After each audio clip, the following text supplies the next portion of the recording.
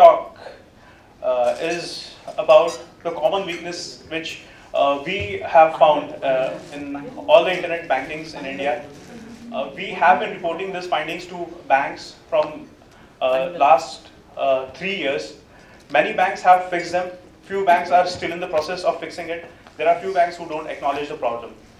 We have waited for a considerable amount of time, and then we thought that it's good time for us to go to public with these findings.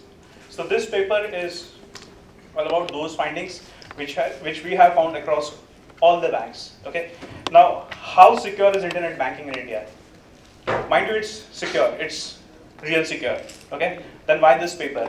I will briefly tell you the motive behind writing this paper. Before that, I would like to give a disclaimer. This is a personal research. Okay. Me, Asim Murtuja. These are personal views. Okay. My employer is not responsible. Okay. Or Nalcon is not responsible. So whether if you are there or any other reporters are there, please don't hold my employee or my employer or the Nalcon responsible for this. Okay. Yeah. So who I am? I'm co-founder of Null Open Security Community. Since Null doesn't pay me, I have to work for Immersion. I work there on product security assurance, and I'm researching on critical infrastructure, information infrastructure security. In future, you can see more papers on this if I get clearance. Okay. So the motive behind presenting this paper is I always get these two questions. Okay. Whenever people learn about what I do or what I am, I mean, this is not what exactly I am. I'm trying to be that. Okay. So whenever they see me with this T-shirt, they say, "Oh, you are a hacker."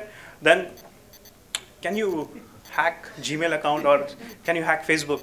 Okay, this is a very common question. Okay, so any college guys or any person I meet, okay, they will ask, hey, can you hack Gmail? यार किसी का Facebook account hack कर सकते हो क्या? Okay, after giving them some answer, okay, some godi, they ask a few other guys who are smarter, okay, money-minded. They ask me, you can hack banks, right? And you make a lot of money by hacking the banks, right? So I mean, this is the question, the second question, okay? So that is very interesting question. People think that if you're a hacker, you can hack banks and you can make money.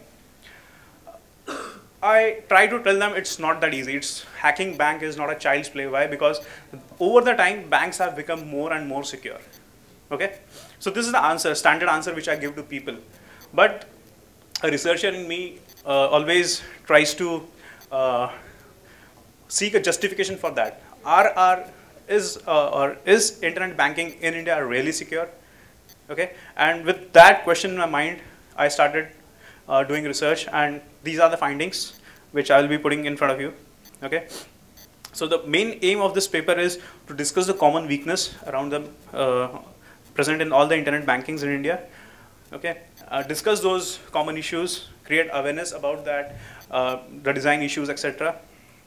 And I mean, seriously, it's not an attempt to deface any bank or harm any bank's reputation. Okay, all banks are doing good job. Okay, their only motive is to secure your money and make more money by that. But I mean, they are good. But if you go into deep, there are some issues. Okay, which we'll be discussing.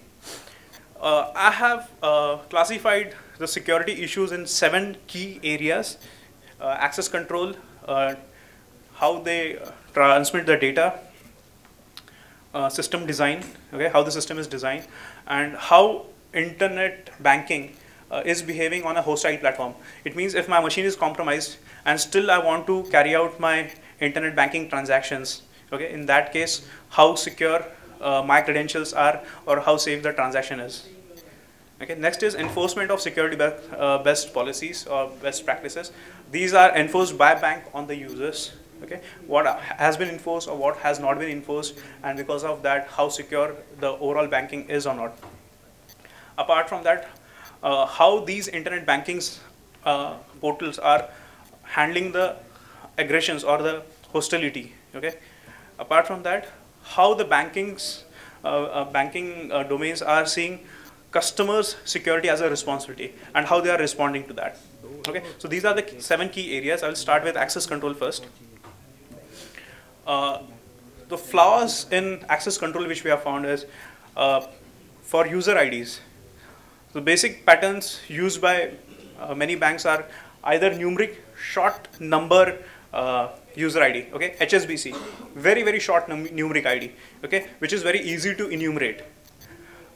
It is highlighted in red because it is very insecure. Orange means bit secure, green means good. I don't call it secure, but it's bit good, okay. So numeric and card numbers, okay, your credit card or debit card number as an account user ID is insecure. Why? We'll discuss it, okay. Longer numeric account user IDs are a bit safer, okay, but not resistant to enumeration, okay. Long alphanumeric user chosen strings are good, okay, they provide better security. In password, there are banks which are allowing very short and incomplex passwords, okay, they don't enforce any password complexity, okay. For example, HDFC, don't quote me, okay, with the names, but I'm giving this names for our clearance, okay, so it should be within this group, okay. Length and complexity is enforced by few of the banks, and there are few banks who have the policy of prompting users to change the passwords regularly, okay, but still they are not secure, okay. This practice enforces some security, but it's not foolproof. Okay, so these are flaws. Why card numbers are not better idea or a good idea for having user ID? Because the card numbers have a specific pattern. If your card number is of 16 characters long or 16 numbers long, the half of the length of the card number is fixed, okay, which defines the type of card, provider of the card, okay. So all these information are in your first half of your card. So what the strength of the card's number, which prevents you from enumeration, is just half of the digit. So it's only 8 bytes or the 8 characters which are protecting you from successful enumeration. Okay. So that's the reason. This is a Lund formula patented by IBM. Okay. This is a formula to regenerate or generate credit card or debit card details. But the problem with this is you can generate your own numbers, okay, random numbers. And if this matches with any real account number, you can either get into that account, or you can use that account number or credit card number to carry out some transactions. Okay, so that's the reason having user ID as a debit card or credit card number is not a good idea. Okay, so recently, it was on 11th of July, Citibank, they switched their user ID policy from debit card number to a user defined string. Okay, they realized that issue, okay, which we had reported, and they had changed it. Okay, so this was about access control. Next is security of data in transit. Okay, so all banks, they use HTTPS. Okay, that is HTTP over SSL for securing your credentials or the transactions which you are doing over the net. Right? Fine, every bank is using that. But the problem doesn't end by having just HTTPS or SSL. Okay, everyone is using SSL, but how securely they are implementing the HTTPS or SSL is another question. Okay, a layman like me can't understand how it has been designed or enforced. Right? So I took a help of Qualys company. They have a free tool called SSL Lab. Okay, Qualys SSL Lab. I gave the URL of the bank, and this is how it should look. I mean, I did it for SBI. See the different tests it runs, the certificate validity, protocol support, key exchange, cipher strength, etc. So it conducts all the tests on behalf of you. Okay, and the test for SBI was pretty good. Okay, we expect that all banks are doing a good job with their encryption and SSL used for carrying your passwords or transaction information, right? That's what we expect from banks. But there are few banks whose SSL profiling looks like this. This is bad. Okay, and this is a big bank. I'm sure half of you must be using this bank. Okay, I don't want to name it, but this is how bad it looks. Okay, it's C. Okay, can you make it out? Yeah. Okay, fine. So, yeah, even if your bank is providing SSL security, I mean, you can't trust that it is being implemented in a very, very good way. Okay. Now, let me give you another example.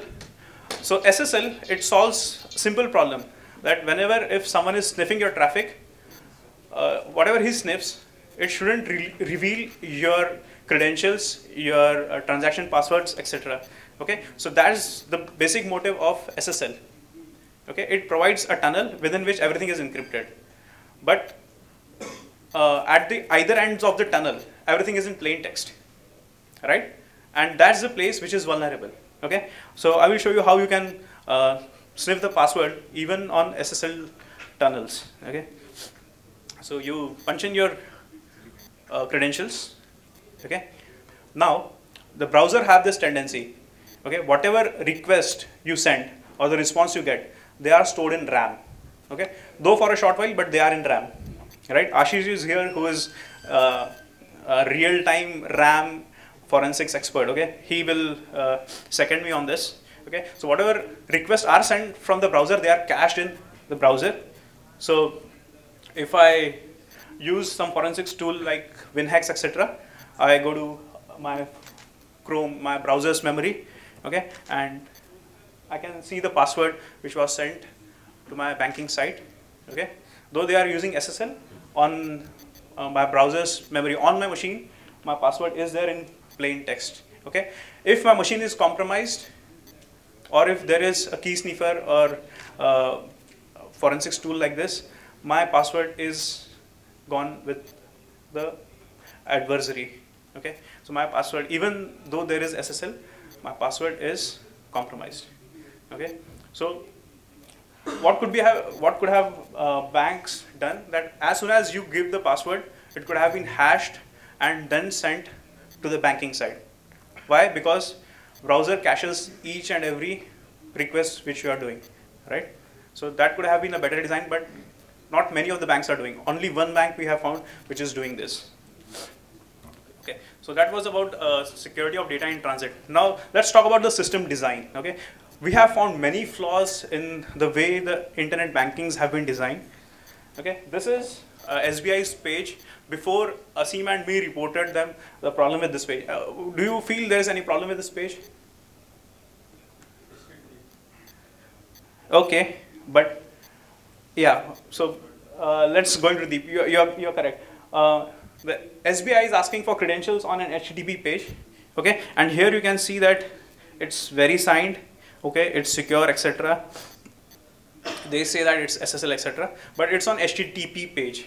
Okay, so this is a bad design, because if I do SSL strip attack or sniff attack, I mean, you won't know any difference. Okay, so here is my SSL stripped page, and this is the normal page. Stripped page, normal page. Any difference you can make out? Stripped page, normal page. There's no difference. Okay, for differentiation, just you can see that Tor is enabled or Tor is disabled.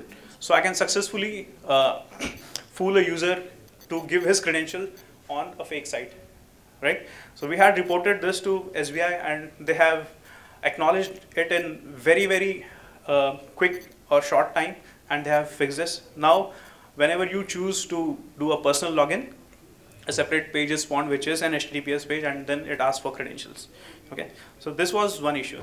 Now another very, very common scenario is you keep on forgetting password. At least I keep on forgetting my passwords. Okay, now bank provide a very good facility. If you forget your password, you can regenerate your password, right? Banks mess up with this also in regeneration of password. I'll show you an example. Okay, but before that, this is the bank. You all know this bank? Okay, they have advertised that we have anti-phishing mechanism. Okay, and this is their anti-phishing mechanism, where you can choose an image and a text. Okay, and the idea is whenever you go to a page which looks like a bank, okay, how you will authenticate that this is the bank which I want to connect, or and this is not a phishing site. You can give your user ID and you can see your image and the text. Okay, that's the test. Okay, but the thing is, if if I do an HTTP, if I am man in the middle, okay, I can fetch the same thing from the server, and I can present the same thing to the user. Okay, so this mechanism as anti-phishing is fake. Okay, you can see it's over my machine. I am accessing the bank's whatever the image and text the bank is having. I can pull it from bank and present it to the user. So I can show myself as a very, very authentic site, and I can make user to leak out their credentials. Okay, so this is a bad design. Okay, here is the example of password regeneration. Okay, I took one of my friends' help to do this. I took his credit card. I said that I want to book a ticket, and I need your card. Okay, he gave me his card. I put his number. So he was not around to give the password. So I said, I will use that facility, forgot my password. Okay. When I put that, the bank offered me 2 challenges. Okay. One was date of birth. I know my friend's date of birth. Okay. And it asks PIN code. So I'm from Pune. I live in Bibwewadi area. My friend lives in Hadapsar. Okay. So just check for the PIN code of Hadapsar and you will get it. Put it there. Continue. It allows you to reset the password.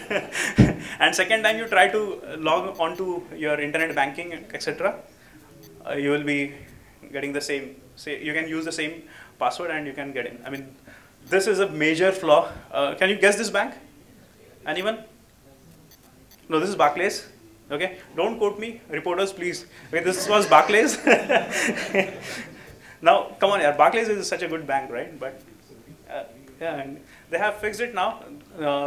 So if you want to regenerate your password, they will send you a one-time password on your mobile. So that has helped them a lot without changing much of the design. They are just asking for one more challenge, that is one-time password, which they will send you. Okay. So this has been fixed. Okay. So don't try and attack this. Okay.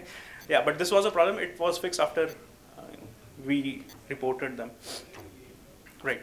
So next is, which is my favorite, handling the security on hostile platform. We have seen that even with SSL, our credentials are not secure. Okay, at the either end of the tunnel, our credentials could be sniffed. Okay, or an attacker can get those credentials, right?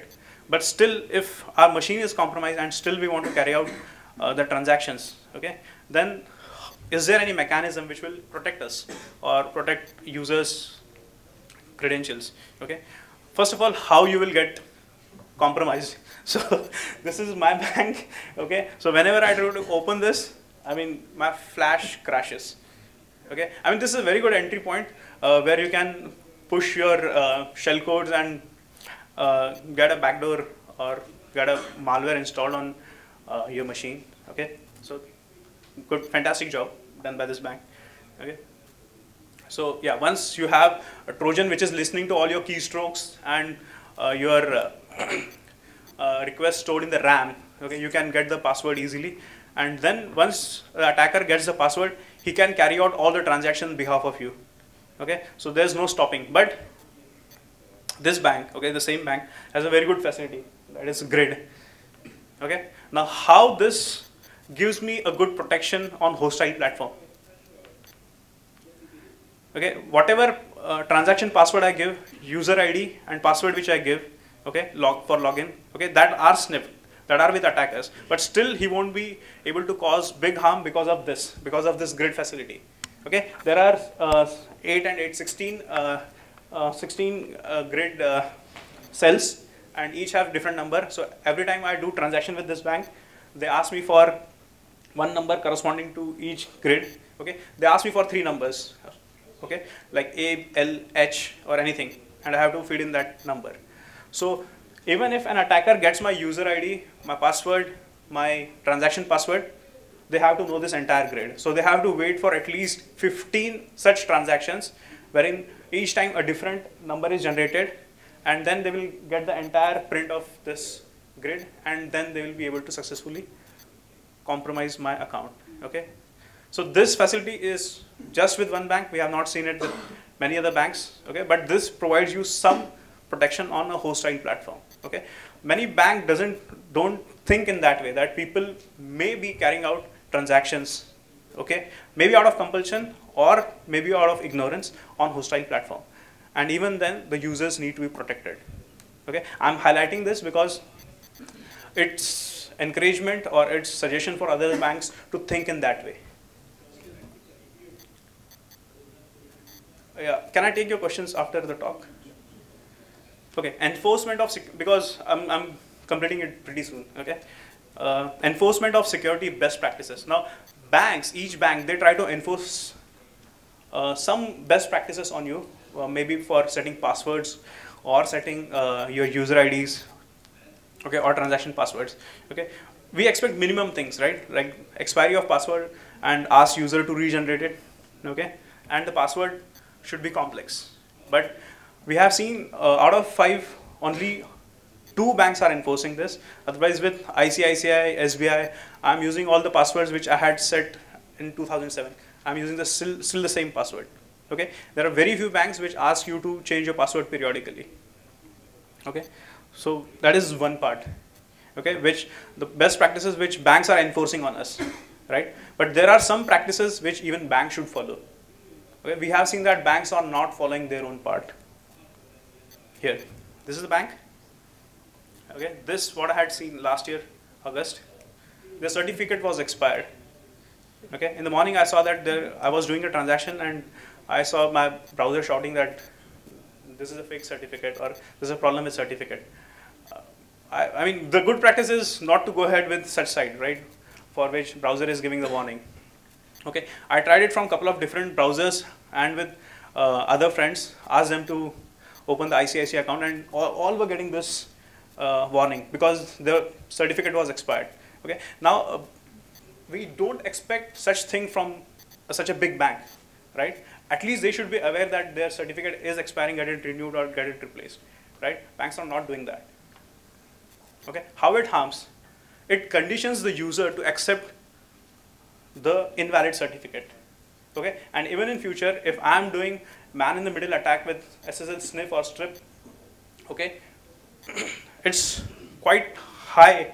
There are high chances that the customer will accept the certificate and go ahead and compromise themselves, right? So this is a very bad example from the bank in conditioning the users for accepting bad certificates. It's violating all the good practices, right? So then there is no meaning to having SSL, etc. So that is how again banks are. I haven't found other banks doing this, but I will report it in public directly. Okay, handling hostility. Okay, not many banks are well equipped or they don't have good design to accommodate this thing.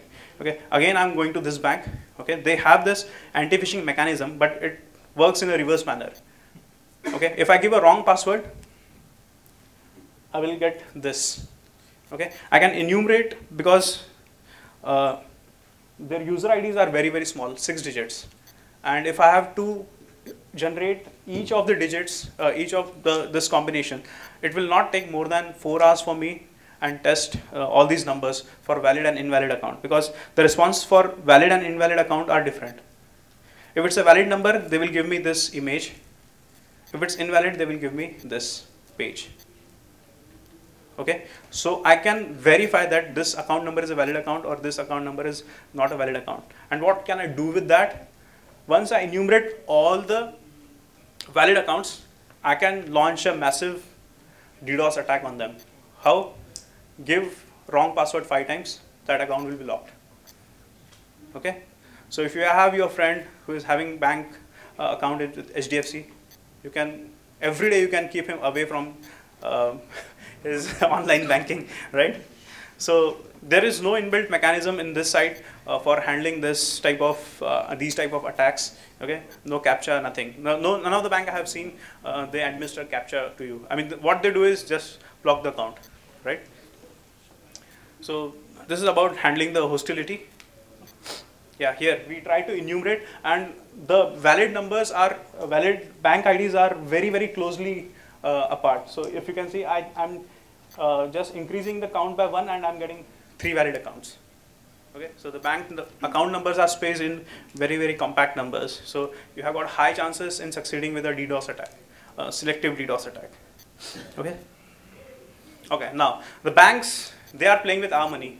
Okay, they also have very good means great power, but with that power comes responsibility. Okay, responsibility of securing the user's money, user's credentials, and user's security of online banking, etc. Okay, so it's their responsibility, right, with the power. But how many banks are owning the responsibility of customer security? I mean, I have found one bank which is doing this, but the way they are doing it is not very, very good. Okay, SBI, they are doing it. I mean, they own the responsibility of customer security. Okay, that's the reason. Whenever you are trying to log in into your account, they will flash you this page. Okay, but you are in hurry to do some net transaction or book your tickets, etc. Okay, and at that time, if someone is showing this page, who's going to read that? They are showing the responsibility, but at a very, very wrong place. Okay, it's of no use. I have seen another bank who have this safe banking campaign. Okay, and they do it everywhere. I have seen their campaign everywhere, right on the bus, on the hoardings, on the checkbooks, etc. Okay, I'm not praising this bank. I'm not totally in favor of this bank, but they are following some good practices which I want to praise. Okay, and not only that, not only your online transactions security responsibility is owned by them, but they also advise you on how to write safe checks, etc. So this is a bank which takes security very, very seriously, and they are investing considerable amount of resources, money, and time to educate people about the secure usage. So I wish that many banks should do that. Okay, but that doesn't mean that even this bank is perfect. Okay, so this is about the flaws in the banks. Okay, you can't attack them directly and make some money, but yeah, these are the flaws which could be exploited and which can give tough time for people like us who are consuming their services. Okay, so in conclusion, all our internet bankings in India have few weaknesses. None of them is perfect. Okay, if you ask me which is good, no one is good. Everyone have their own flaws, but practically they are safe. Practically, but if your machine is compromised, I mean, they have not thought of that case. Okay, and so they don't own any responsibility.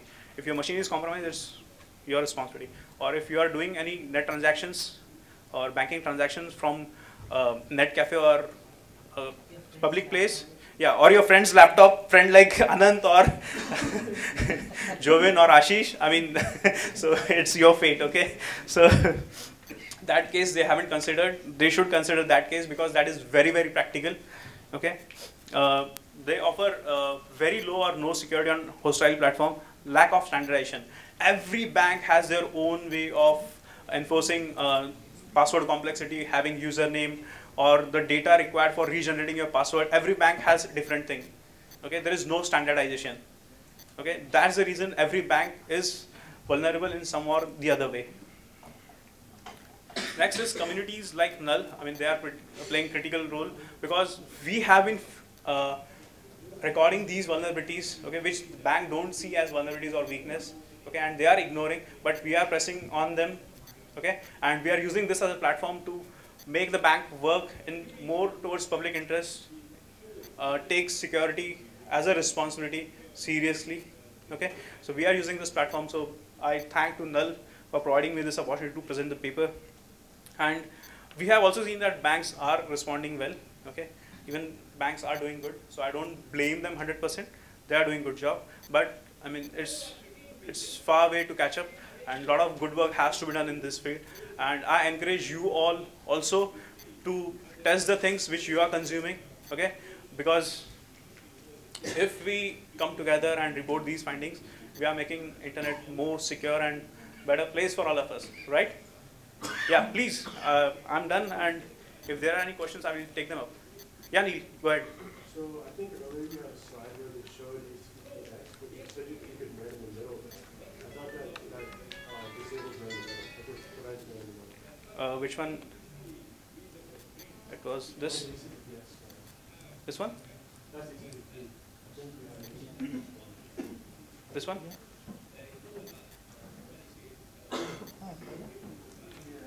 Be a man in the middle, or I can just enumerate the user IDs. Even that's possible, because if I give the user ID, if it's valid, I will get that image. Oh, yes, yes. Got it? In this case, we are guessing user ID instead Yeah. of man in the middle in SSR. Right, right. Yeah, please.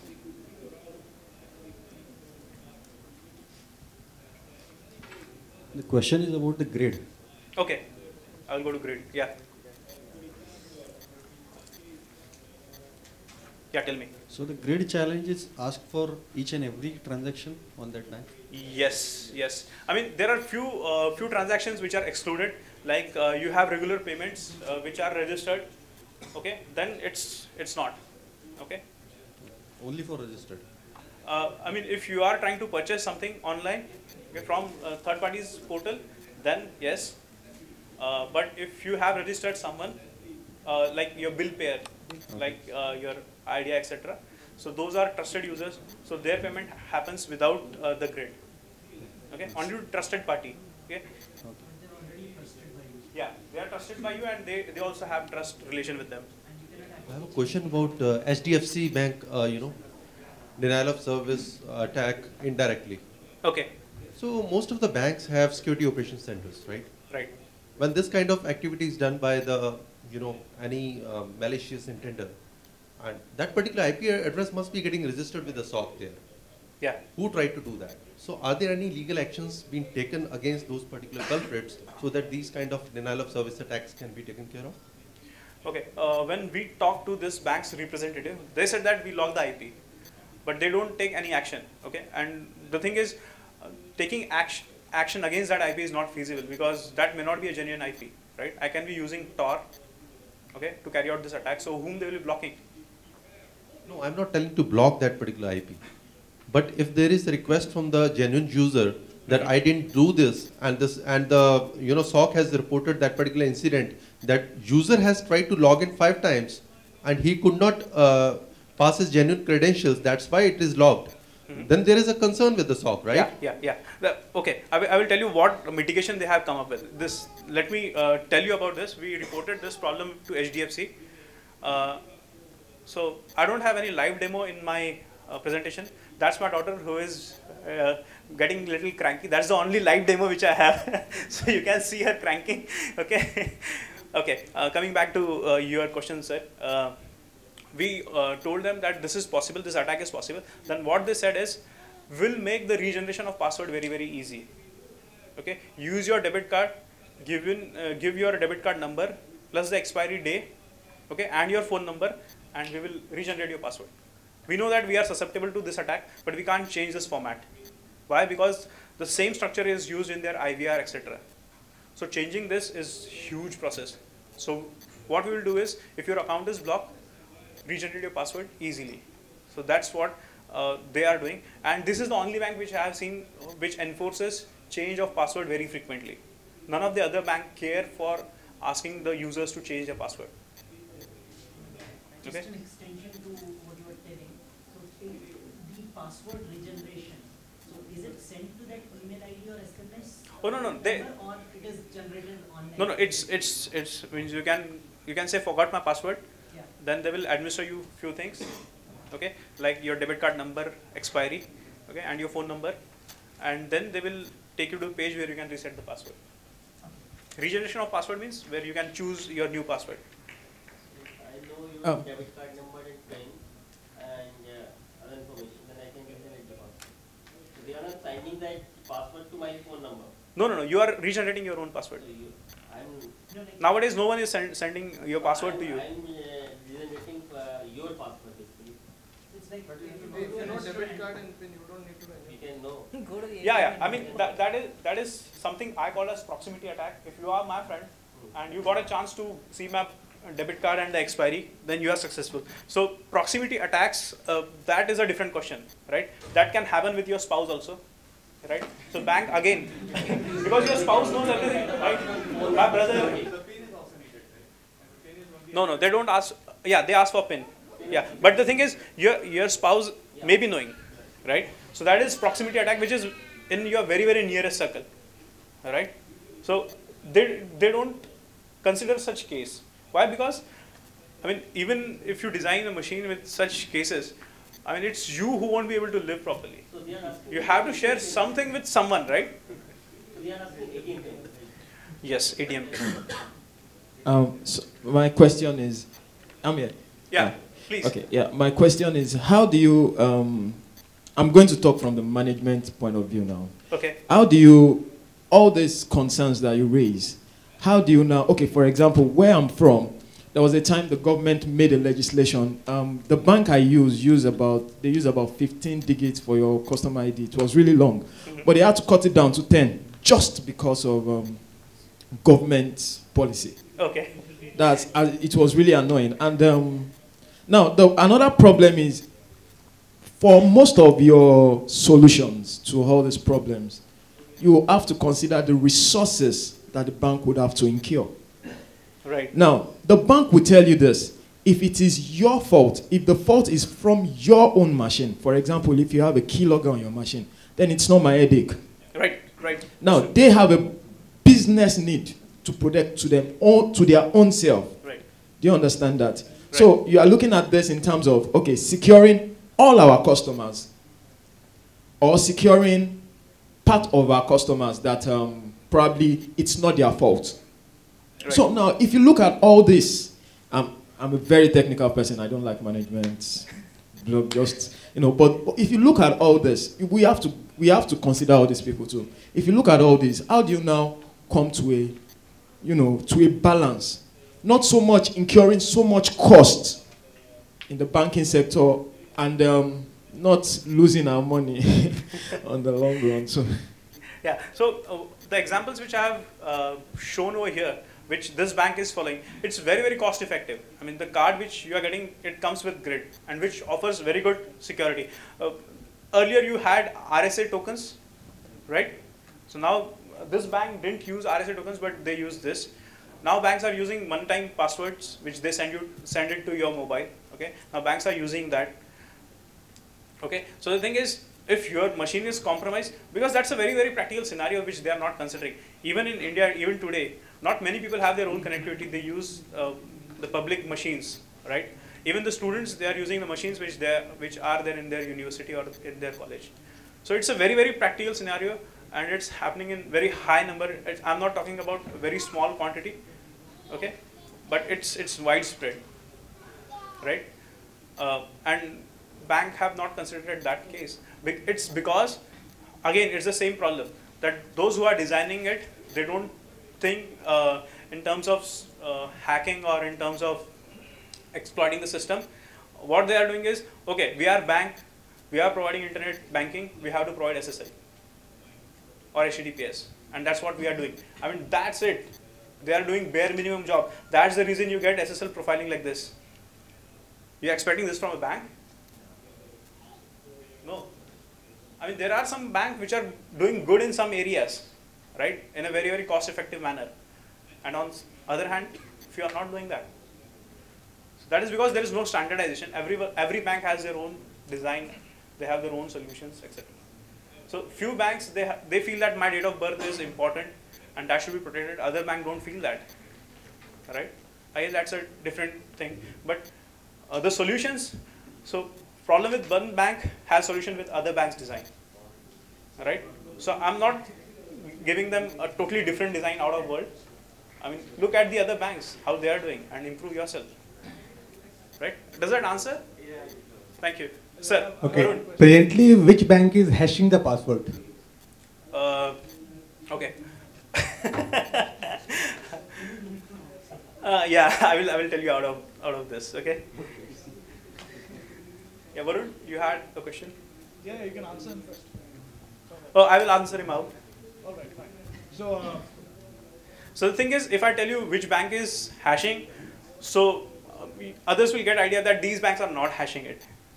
So that's the reason I don't want to answer that. Okay, just answer that question. The bank which is hashing, if that bank is having some other problem also? Yeah, a lot of problems. Smart. Yeah, Varun. Okay, so see, a lot of banks now are using the mobile devices that we have as a second factor for authentication with your OTPs, SMS OTPs, right? So recently, when the government blocked SMSs, they set that limit. So all these mass SMS gateways couldn't operate. So I think it was SBI. SBI had to contract a Bangladeshi carrier, Bangladeshi gateway, SMS gateway, to send OTPs to Indian customers. Now, what is the kind of security? What is the implication there? Okay, now I feel that banks have been excluded out of this. Okay, I'm not sure, but I have to check that. But yeah, that is a concern. If they are routing your SBI SMS. did this once. I don't know if it happened this time also when the Northeast problem happened. Right. But initially, once it had to contract an external. Yes. That case was there, but I guess banks have been exempted. It's the individual who are doing mass or bulk SMSs. They are covered under this law. Okay. The other problem, which I'll be writing a paper on this, you are using my mobile to convey my one-time password, right? The mobile which have lot of apps. Okay, people like Anand, they crook their own mobile, and they are receiving their one-time password on their own mobile. And if they are not very quick in using that one-time password, then God bless you, Anand. Okay, so that will be another paper where mobile. It's again, that platform is not trustable. Do you have any numbers, figures, or any anything to say about the real-time replay attacks that are associated with SMS OTPs? Is there any figure for India? Anything that has happened? I haven't collected those numbers, so that's the reason I haven't included over here. But that will be another paper. Thanks for it. Any more questions? I'm out there. Thank you.